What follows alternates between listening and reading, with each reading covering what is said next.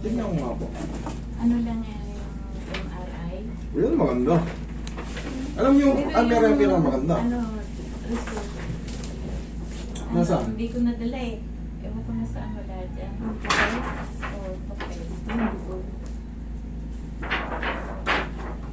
Pag napapagod ako, pag nakahiga na ako sa gabi, minsan kumikirot-kirot ang balakang ko. Pero nawawala din ng kagod. Yun ang problema ko. Mahina ang tulog ko, tsaka laging mga malamig. Ang binti ko, paa. Pero, yung mga ganitong kaso kasi, that's normal sa mga taong umiidad. Kaya nyo, 75 na kayo, eh, magdi-deteriorate yung mga ano natin, yung mga disc natin, at yung mga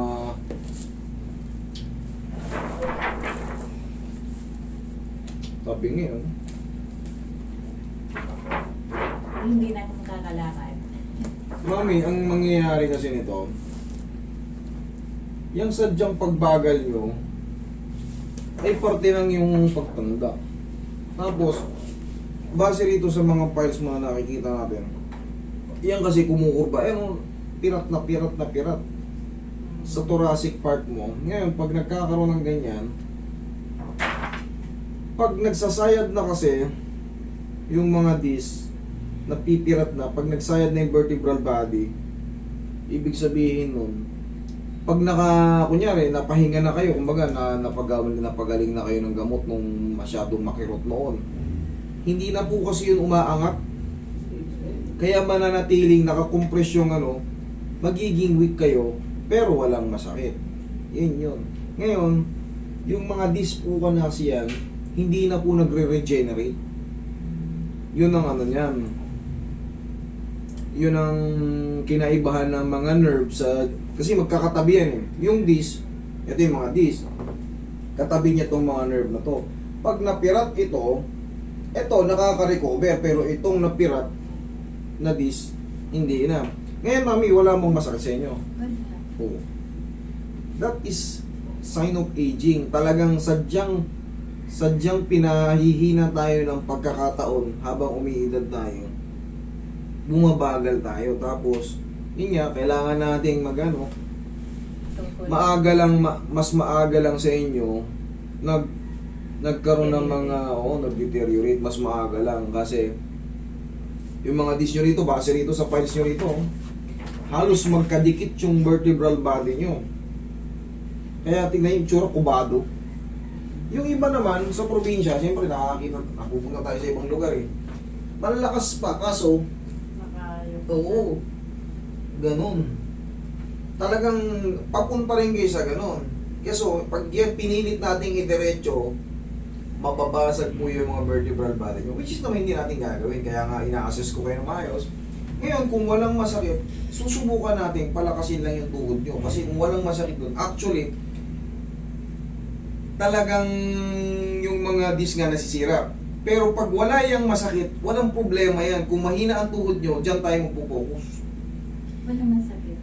Walang masakit. Ibig sabihin yan, good Mahina yan. lang ito. Yan ang natin. Kasi sa hindi yun basta-basta ginagalaw nang wala namang katulad yan, base sa inyo, wala sa mismo masakit. Diyan ako magpo-focus sa lower extremities. Saka laging malamig. Because of poor blood circulation. Yun po yun. Poor blood circulation. Because of aging pa rin. Okay? Ang gagawin yan, kasi hindi rin kayo pwede mami all alone talaga yung medyo bumabagal na sumihina yung nyo. Hindi rin kayo pwedeng all alone na walang Bakit? Baka mamaya matumba kayo. Mas worse. Yan, kailangan mas maganda cane. Alam niyo, yung apat yung paa. Para kung sakaling mapapagod kayo, nakakastan. Yan, gumaganon-ganon yan. Pag Siway-siway yan. Yun ang pinakamaganda, hindi ganyan. Mas maganda yung cane. Okay, mami, higa kayo. I-explain ko lang sa inyo para hindi kayo mataranta. Kumbaga, wala kayong dapat ikatakot dito. Pag higa ko naman, wala namang masakit. That is part of aging. Kaya wala masyadong... Ang lamig-lamig. tamo parang Parang yellow. Yan, dapat kasi O, dito hanggang dito ang malamig. Dito hindi na. I-elevate nyo lang yan. Pero ang elevation niya ganito. Ganyan ang tamang pag-elevate niyan. Para may depensa sa inyong tuhod. Kasi pag wala yun sa tuhod, pilay kayo. Sa tuhod naman ang masakit. Ganyan ang tamang elevation niyan. Yan. Tapos iinit na ulit yan. Kasi babalik ulit yung ano eh. Yung circulation bababa. Makaka ano. Pero pag tumayo kayo, pag bumaba na yung blood circulation, ang tagal makabalik. Mahina na naman. Lalamig na naman ulit. Pero ang definition kasi ng massage, pag marunong, is for blood circulation and relaxation. Katulad niya, no? Pagka hindi ako marunong, hindi ko kayo tatanungin ng mga ganun-ganon. Pero base sa inyo, hindi kayo nasasaktan sa balakang, kahit hindi natin galawin yun, ito lang pupukusan natin sa lower extremities. Pero adjustin ko pa rin yung balakang yun ng dahan-dahan.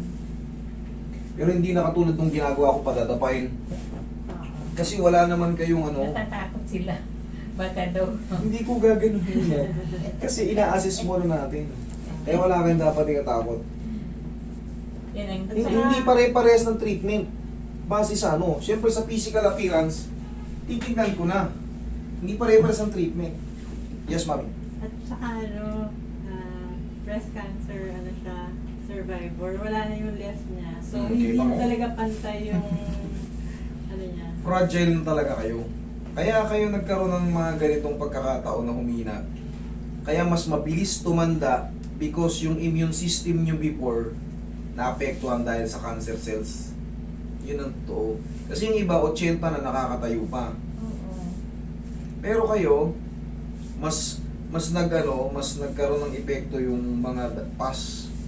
Siyempre, kinimo kayo. Tinanggalan kayo ng ibang parte. Makaka-apekto yun sa immune system natin. Pero itong tuhod, dito tayo magpo-focus.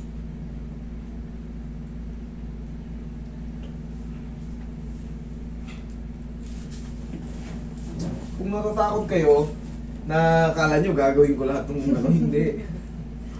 It depends palagi. Yung Sa makikita dito sa assessment. ano na dinataganan, sabi niya, Hindi, mama, hindi baka sa kanya yun ano, hindi sa kanya yun pwede.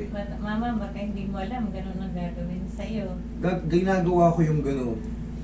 Sa mababata ka. Yes. Sa mga bata-bata pa. Eh, kayo, mukha lang kayong bata, pero hindi na. Yung edad nyo, 75 na kayo. 75. Malutong na kayo. Malutong na. Yeah. Yeah.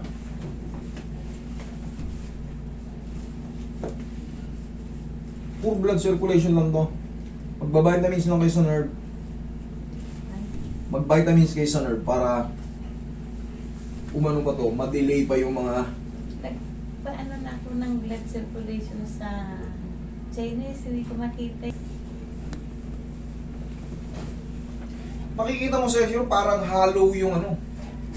Parang hollow yung mga buto sa x-ray. Kakaiba, bukod kumbaga makikita yun sa ano, x-ray. Relax lang. One more. And Okay, other side. Yes po. Kabilang side. Oh. Sige, tanda lang. Hindi tayo magmamadali. Yeah.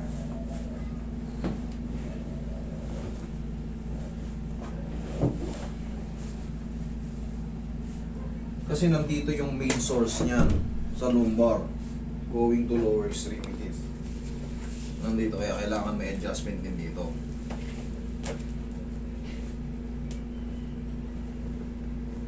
One more.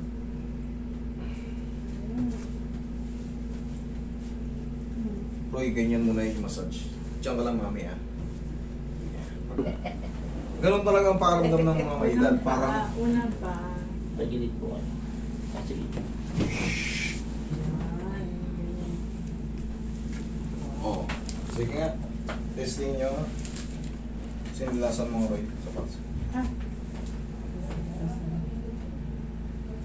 Tapos pag tayo toki ng maganda. Para kahit pa paano pag napapagod siya, hindi siya iembang-embang.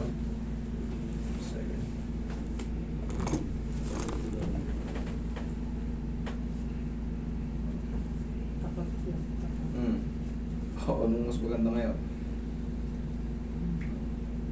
Sige, hawakan nyo nga ito. Try nyo. Hindi po. Kumalaw yung... Sige, sige. Pumusog yung ito eh. Sige. Natatakot ako. Sige.